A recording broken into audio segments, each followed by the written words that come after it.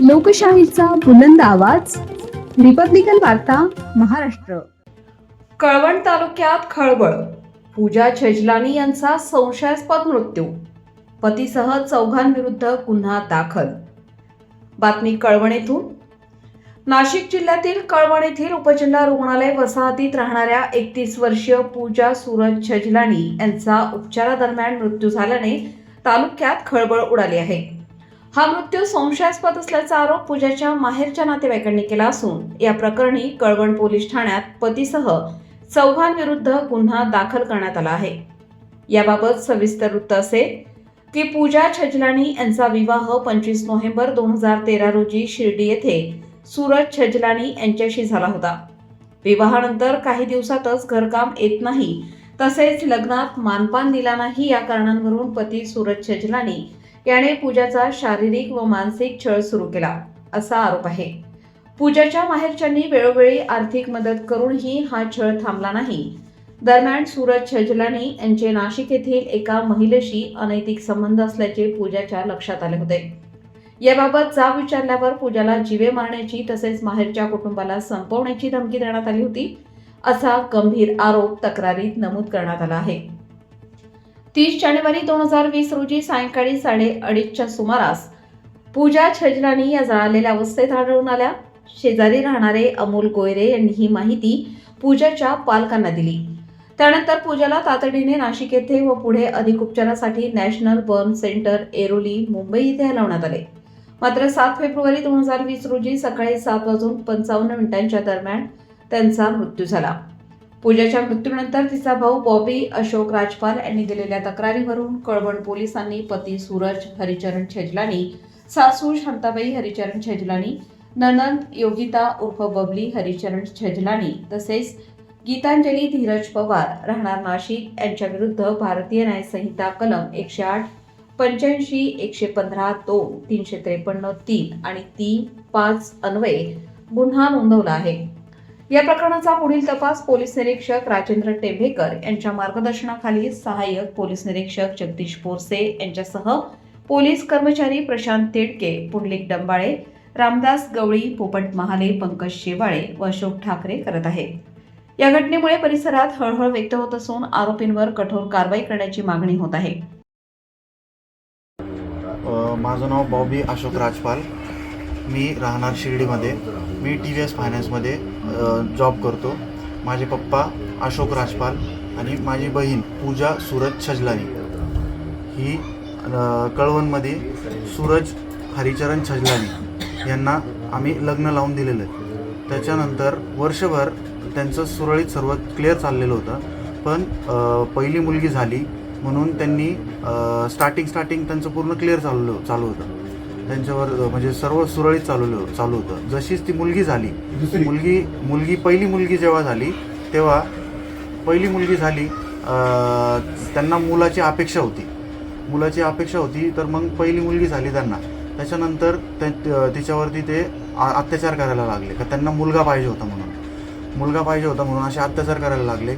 मग तिला टॉर्चर करायला लागले. तिची सासू, तिची ननंद हे दोघेही खूप अत्याचार करायला लागले का तू करांटी आहे, तू नरकी आहे, आम्हाला मुलगा पाहिजे होता, तू मुलगी दिली आम्हाला, असं ते तिला टॉर्चर करायचे. टॉर्चर करता तिने खूप सहन केलं, खूप जास्त सहन केलं.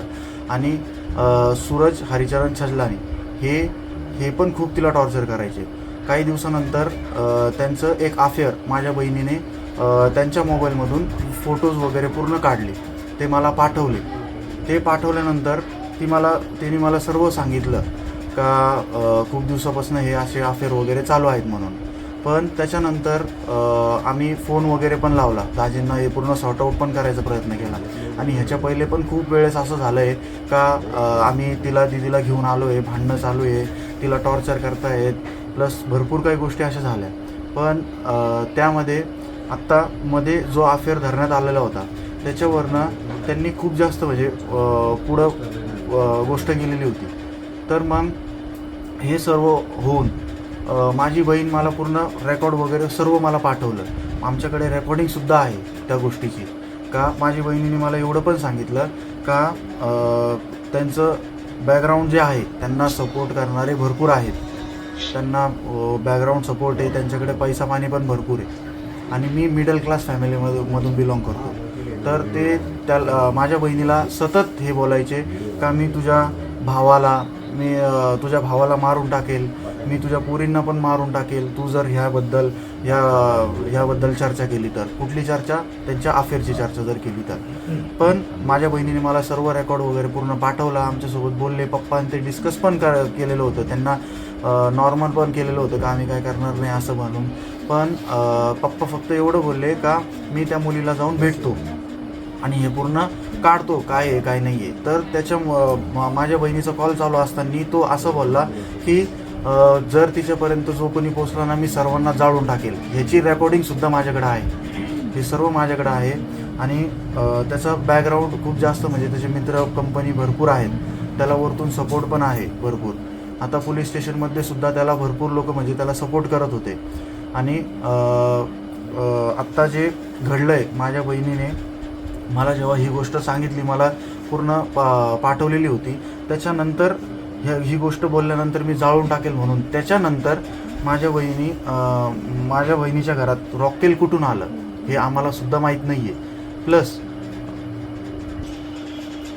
गीतांजली पवार, सूरज छजलानी यांचं अफेअर होतं आणि यांना साथ देणारी त्यांची मम्मी, त्यांनी हे पूर्ण प्लॅन करून माझ्या बहिणीला जाळलेला आहे आणि त्यांचा प्लॅन तो सक्सेस पण झालेला आहे. त्यांनी माझ्या बहिणीला घरातून रॉकेल यांनी पेटून टाकलेलं आहे.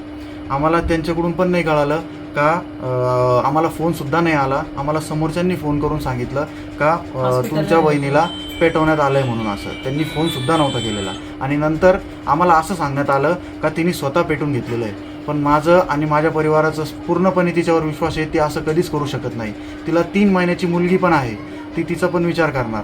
आणि आम्ही जेव्हा तिने मला फोन करून आम्हाला तिच्याकडून असं फोन आलेला होता ॲम्ब्युलन्समधून का असं सांग की